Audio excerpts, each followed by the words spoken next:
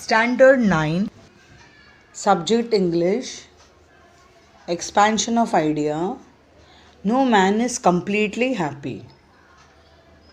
Happiness is a feeling that can come from variety of experiences. No man is ever completely happy, no matter how healthy, how lush, or how successful a life he is living. Ignoring all the things he has been blessed with, he focuses on the things that he doesn't have, and in his developing world, where every other day there is a new invention, a man can just get enough of it. It doesn't matter what we want. Once we get it, we want something else. Over expectations. A man expects more from the family around him. Once he does good to someone, then he expects good as well. It does not necessarily mean that the other party would treat him the same way as well. One can only help oneself. Having faith in oneself and remembering the fact this means no to expect less from oneself.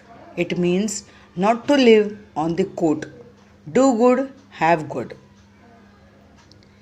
Everybody wants to look good in the eyes of the society.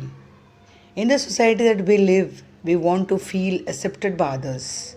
We forget about our own likes and dislikes and follow the likes and dislikes of people we like, just so that we have good impression of others. Though we have our own way out, learning to accept oneself and forgetting what society has to say about one.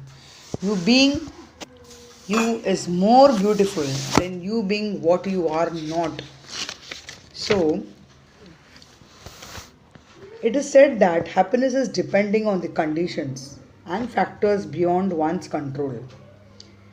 It is impossible to attain complete happiness. Health of mind and body of a man is an important condition of happiness. A mental suffering or both seem to be common lot for the mankind. Man's happiness greatly depends on those whom has deal with daily life.